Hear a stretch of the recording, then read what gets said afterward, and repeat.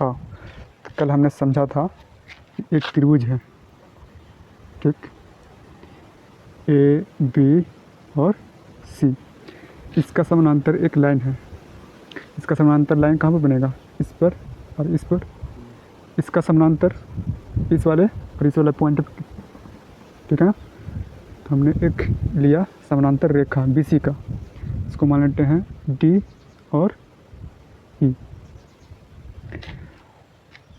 तो हमारा D E समानांतर होता है बी सी का, तभी जा कर के हमारा एक फार्मूला होता है ए डी बटा डी बी बराबर ए ई बटा ई सी। मतलब ये समानांतर होगा तभी जा कर के हम कह सकते हैं ए डी बटा डी बी ए ई बटा ई सी। या फिर ये चीज़ रहेगा, अगर ये चीज़ दे रखा है तो समानांतर होने के लिए समानांतर होगा तभी जा कर के ये कहलाएगा, और ये रहेगा तो फिर ये कहलाएगा। तो एक दूसरे का अपोजिट यहाँ पे। इसी कंसेप्ट को कहा जाता है आधारभूत समानुपातिकता प्रमेय। आधारभूत समानुपातिकता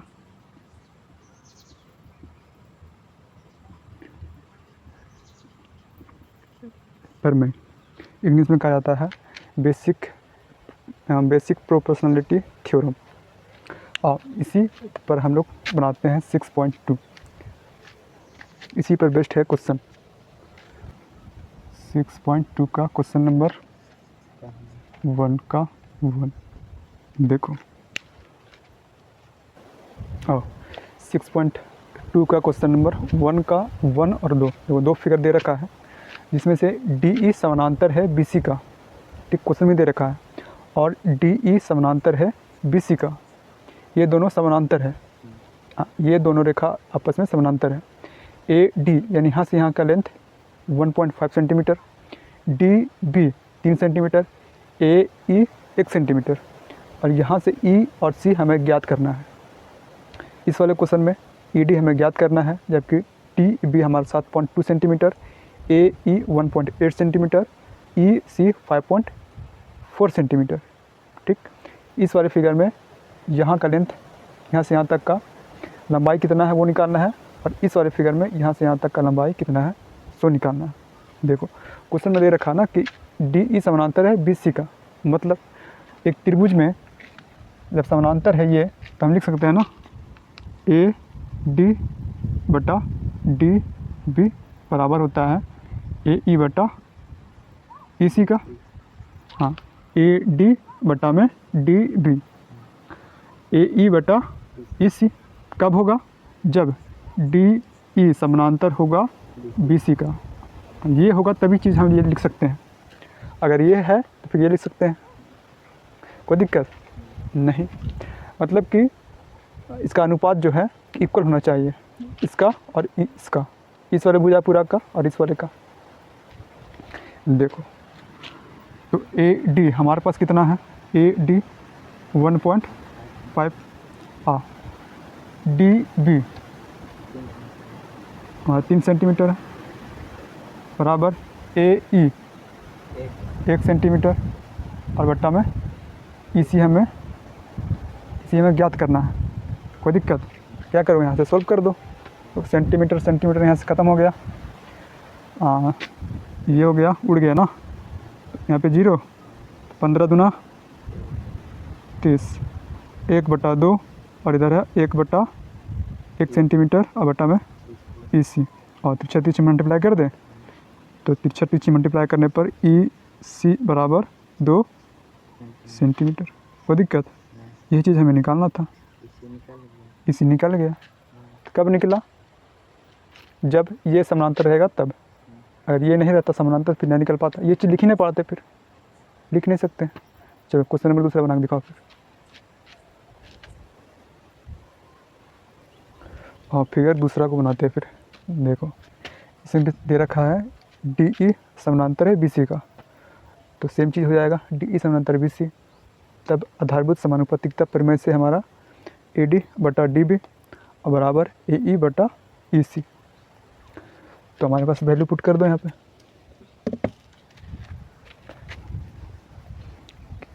यहाँ से निकल जाएगा ए डी का वैल्यू। और ए डी जो है नहीं दे रखा है, ए डी का डी लिख दिया हमने।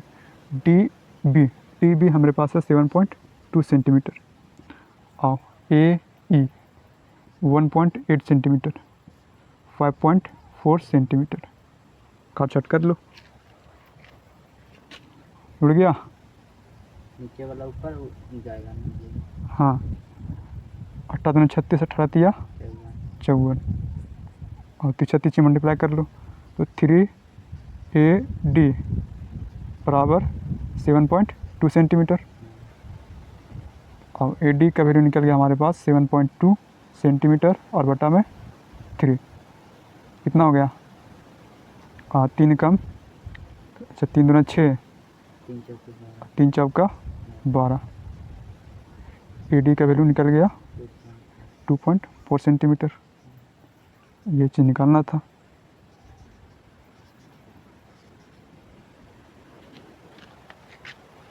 चलो फिर क्वेश्चन नंबर दूसरा की ओर चलते हैं।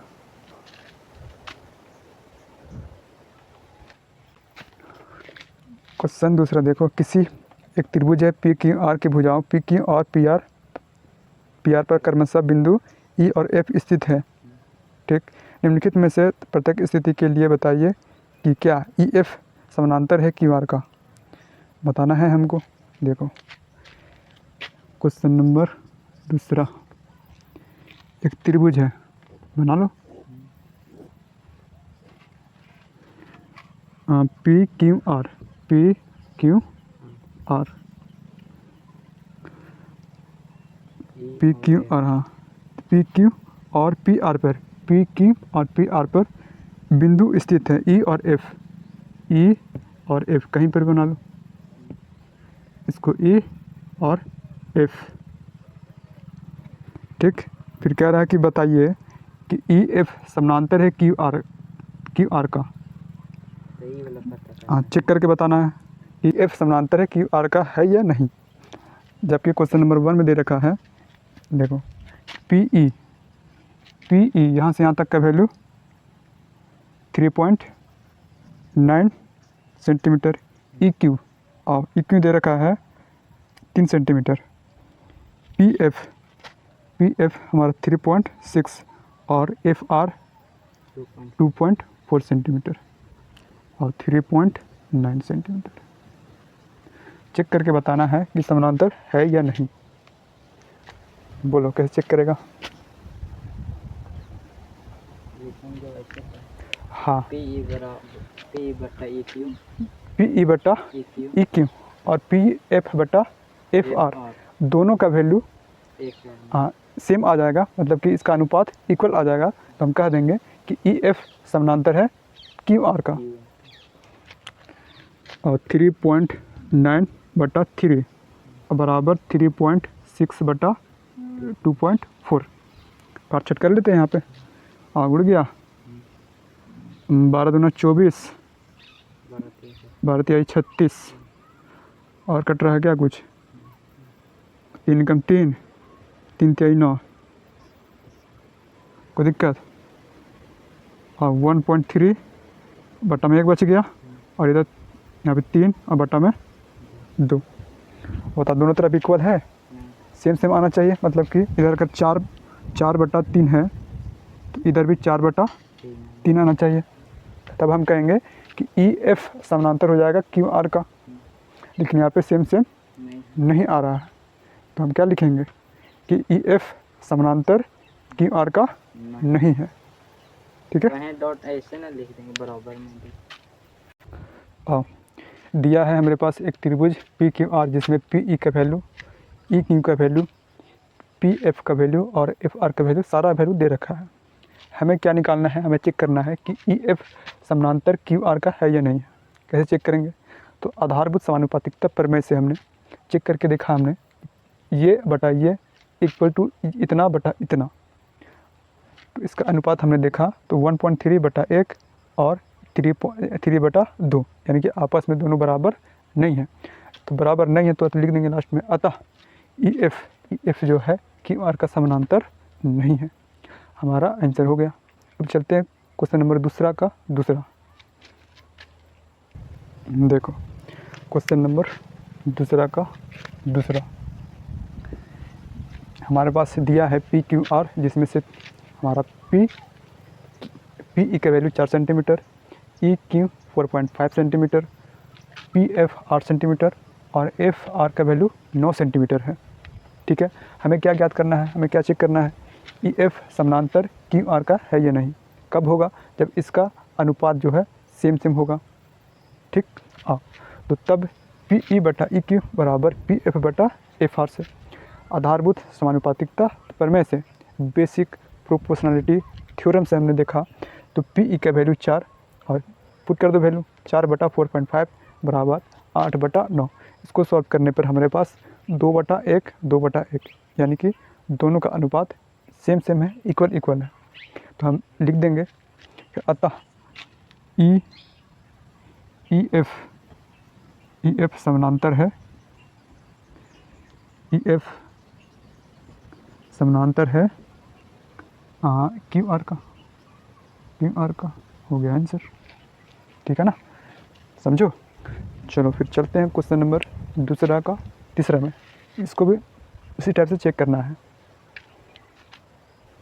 देखो क्वेश्चन नंबर तीसरा में छोटा सा ट्विस्ट आ गया है कि हमारा पी क्यू जो है 1.28 सेंटीमीटर है और पी आर का वैल्यू 2.5 सेंटीमीटर है।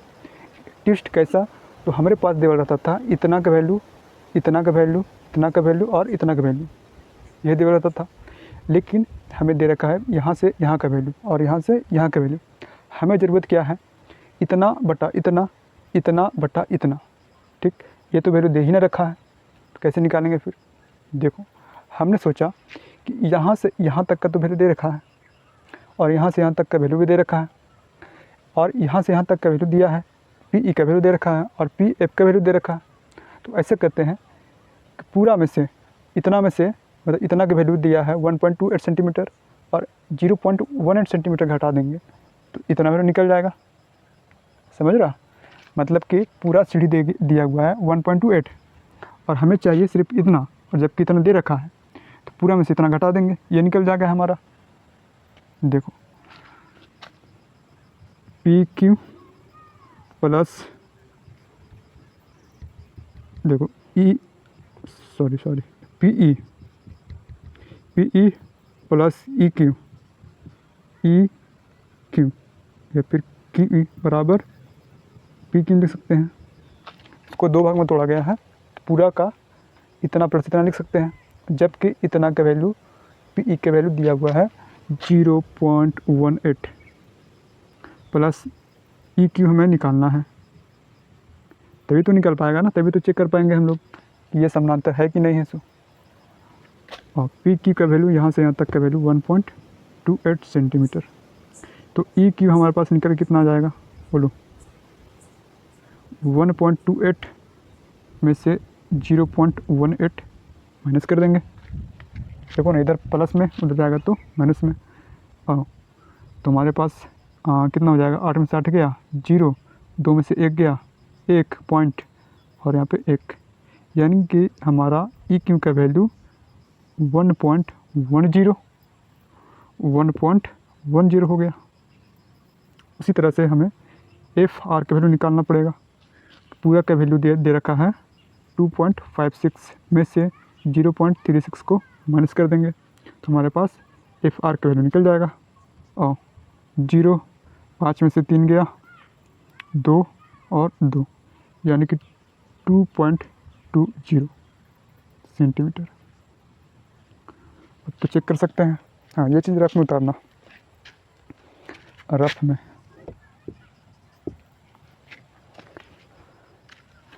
पी ई के वैल्यू हमारे पास है 0.18 सेंटीमीटर बटा में 1.10। आप लास्ट में लिखेंगे क्योंकि लेंथ हमेशा सेंटीमीटर में, तो जो भी आंसर आएगा सेंटीमीटर में। और 0.36 और बटा में 2.20, काट छट कर लो।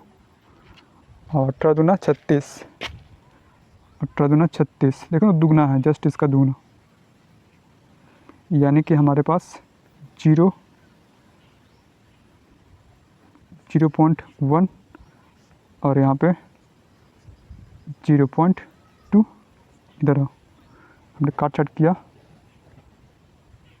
तो 1/2 बार में कट गया, इधर भी 1/2 में कट गया। उड़ाओ ना इसको,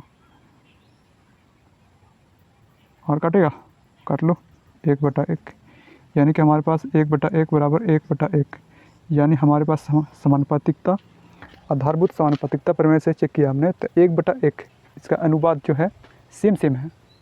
तो हम लास्ट में क्या लिखेंगे कि ई एफ समानांतर है क्यू आर का, अतः ई एफ इक्वल, आगे से चलते हम समानांतर कह देंगे, फिर इक्वल नहीं आता जैसा कि फर्स्ट क्वेश्चन में था, दूसरा का फर्स्ट क्वेश्चन में इक्वल नहीं था, हाँ इसमें इक्वल है। तो ई एफ समानांतर है क्यू आर का, हो गया आंसर। ठीक है, और क्वेश्चन नंबर तीसरा हमारा हो चुका कंप्लीट। अब चलते हैं क्वेश्चन नंबर तीसरा।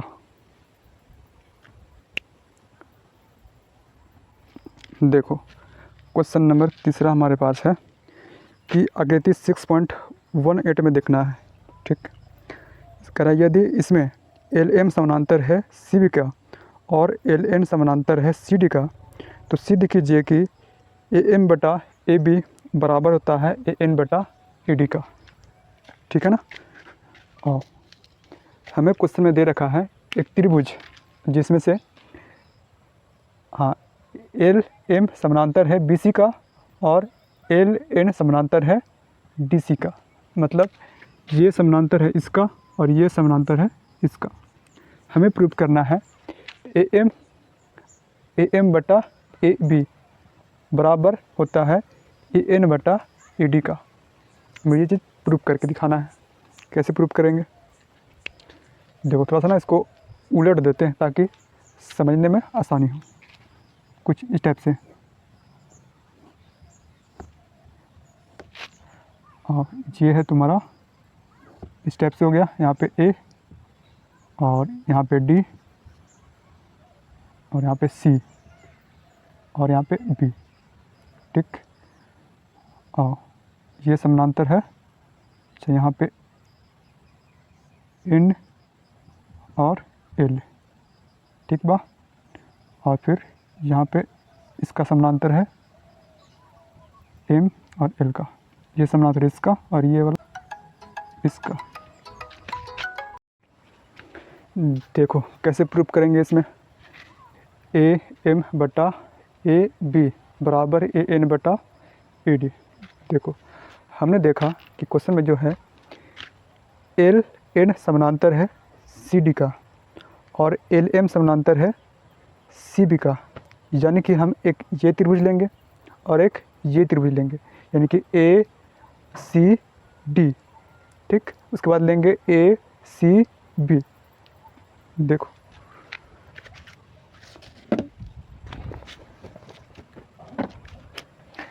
हमने लेंगे एक त्रिभुज ए सी डी से, तो हमारा एन एल समानांतर है डी सी का, तो लिख सकते हैं ना कि ए एन बटा एन डी बराबर होगा ए एल बटा एल सी का, ए एल बटा एल सी का। कोई दिक्कत नहीं। फिर क्या करेंगे, फिर ये वाला त्रिभुज लेंगे, फिर त्रिभुज लेंगे ए सी बी से, तो हमारे पास क्या हो जाएगा ए एल बटा एल सी, ए एल बटा एल सी बराबर ए एम बटा एम बी। ठीक है, तो आधारभूत समानुपातिकता प्रमेय से हमारा ए एन बटा एन डी और बराबर में ए एल बटा एल सी। आधारभूत समानुपातिकता प्रमेय से उसी तरह यहाँ पे लिया हमने, सेम चीज़ यहाँ पे लिखना है, कोई दिक्कत नहीं। देखो फिर हमने देखा कि AL बटा LC और AL बटा LC, इसको समीकरण 1 मानेंगे और इसको 2 मान लेंगे, समीकरण 1 और इसको 2। ठीक, देखो इतना का वैल्यू इतना और इतना का वैल्यू दे रखा है इतना, मतलब समझो पीछे पढ़ा होगा कि x बराबर 2 वैल्यू निकलता था और एक समीकरण रहता था 2x + 3 बराबर 0, यानी कि इसका वाला वैल्यू इसमें पुट करते थे, यहाँ पर भी x, यहाँ पर भी x, और x का वैल्यू 2 था तो यहाँ पे पुट कर देते थे, 4 और 3 7 7 लिखते थे आंसर। उसी तरह से AL बटा LC, इसको x और इसको x, तो ये वाला वैल्यू इसे पुट कर देंगे, समझो। हाँ, समीकरण 1 और 2 से क्या हो जाएगा हमारे पास, देखो इतना बराबर इतना, इतना का वैल्यू इतना है, तो हमारे पास हो जाएगा AN बटा ND बराबर AM बटा MB हो जाएगा। चलो इतना तो हो गया, यानी कि AN बटा ND, AN बटा ND और AM बटा MB इतना आ गया। हमें क्या प्रूफ करना है, AN बटा AD, हाँ AN बटा AD बराबर AM बटा AB। चलो क्या करेंगे फिर, हमें चाहिए नीचे में AD, ठीक है, AD हमें चाहिए, AD और AN, देखो मिला AN है, ND, अच्छा हमें यहाँ पे ND की जगह पे AD चाहिए, और AM है, हमें AB की जगह पे न MB की जगह पे AB चाहिए। क्या करते हैं ना, इसको ना पलट देते हैं, इसको लिख सकते हैं ऐसा, देखो तो क्यों ऐसा लिख रहे हैं, यहाँ पे ND बटा AD, ND बटा AN बराबर MB और बटा में AM, ऐसा लिख सकते हैं, एकदम कैसे एकदम लिख सकते हैं, देखो कैसे लिखेंगे, कुछ नहीं, तीछा तीछी मल्टीप्लाई कर लो, या फिर विथ क्रम से एक बटा में इतना, एक बटा में इतना सॉल्व करेगा तो इतना आएगा। देखो हमारे पास तीछा तिरछी मल्टीप्लाई कर लेते हैं, AN,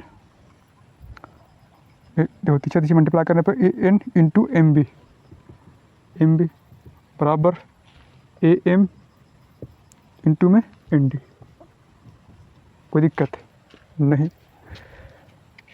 आओ तो AM रहने दिए हैं,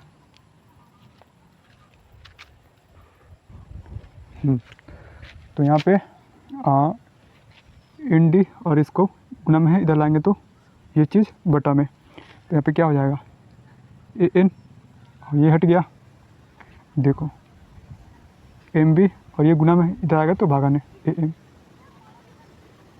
ये चीज़ लिखे हैं सेम टू सेम, देखो ND बटा AN बराबर है MB बटा AM का, कोई दिक्कत। देखो हमें प्रूफ करना है AN बटा AD और AM बटा AB, ऐसा करते हैं ना, दोनों तरफ एक जोड़ देते हैं, दोनों तरफ एक जोड़ने पर, हाँ एक जोड़ देते हैं, तो देखो क्या होगा फिर, AM प्लस MB और बटा में AM बराबर, देखो एलसीएम ले लो, एलसीएम ले करके तो AN प्लस ND बटा में AN, कोई दिक्कत, इसको एलसीएम ले करके और सॉल्व करेगा तो ये ऊपर चल जाएगा, ऐसा होता था ना जी। देखो ध्यान दो, 1 + 1/x, ठीक, और ले लो एलसीएम, फिर x, यहाँ पे x चल जाएगा +1, x + 1 बटा x, कोई दिक्कत। उसी तरह से 1 प्लस इतना है तो हम लोग इसको सॉल्व करेंगे तो AM प्लस MB बटा AM, और उधर हो जाएगा AN प्लस ND बटा AN। देखो AM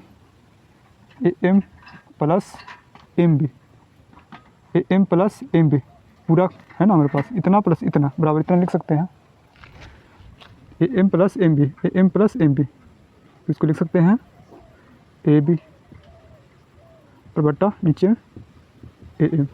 इधर आ जाओ, ए एन बटा एन डी, ठीक, ए एन बटा एन डी, इतना प्लस इतना को लिख सकते हैं इतना।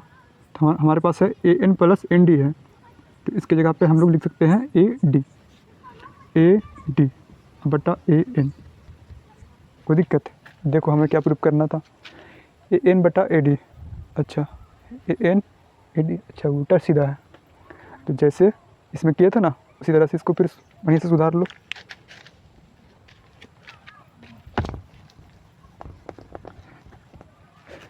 क्या हो जाएगा, 30 मल्टीप्लाई कर लो तो ए एन इधर चल गया और यहाँ ये वाला यहाँ पे आ गया ए डी बराबर ए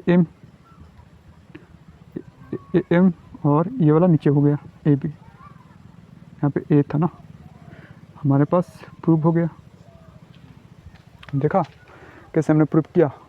कुछ नहीं, सिर्फ यहाँ पे खेलता थोड़ा सा कि अगर A N plus N D है इसकी जगह पे पूरा हम लिख सकते हैं। वही चीज़ हमने किया, दोनों तरफ एक हमने जोड़ दिया, इधर भी और इधर भी। क्यों ऐसा किया? क्योंकि हम इसको आगे सॉल्व किए तो A N plus N D आया और इतना को पूरा लिख दिया हम लोग, ए बी। प्रूव हो गया, समझो। और एग्जाम में कैसे लिखोगे, तो हमें क्या प्रूव करना था, सिद्ध करना है ए एन बटा ए डी बराबर होता है ए एम बटा ए बी का। ये सिद्ध करना है, जबकि हमें दे रखा है, हमें दिया है, क्या दे रखा था कि एन एल समानांतर है डी सी का और एल एम समानांतर है बी सी का, समानांतर है, ये चीज़ दे रखा था। तो हमने त्रिभुज उठाया इधर वाला, फिर एक इधर से उठाया, दोनों का वैल्यू इक्वल था तो हमने लिख दिया इतना बराबर इतना था, इतना बराबर इतना है, तो इतना बराबर इतना लिख दिया हमने, ठीक।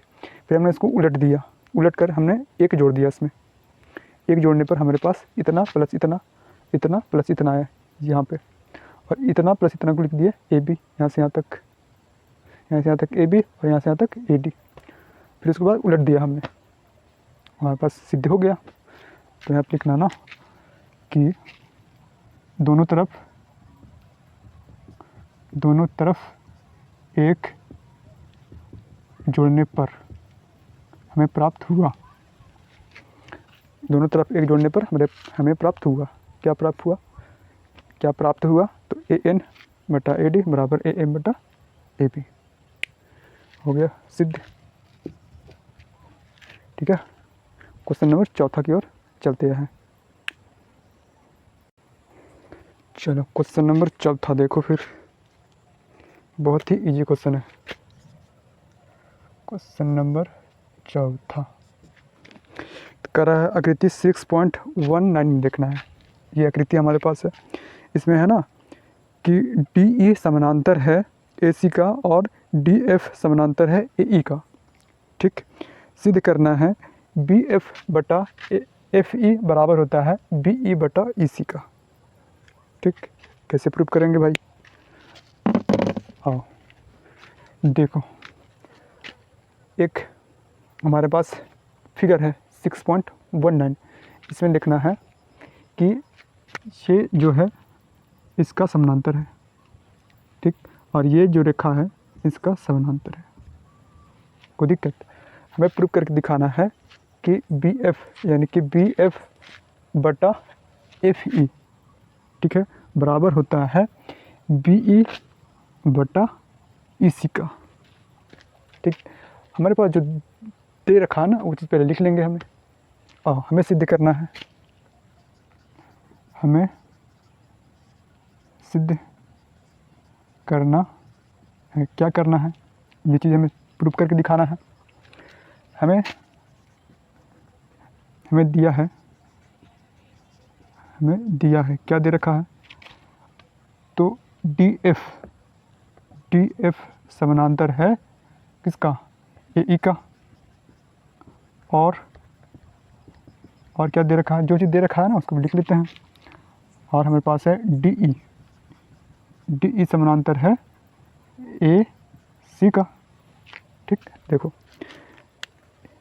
डी एफ समानांतर है ए ई का और डी ई समानांतर है ए सी का। तो हमारे पास यहाँ से एक त्रिभुज लेंगे, हमें एक त्रिभुज लेना पड़ेगा ए ई बी को, ये और ये समानांतर है।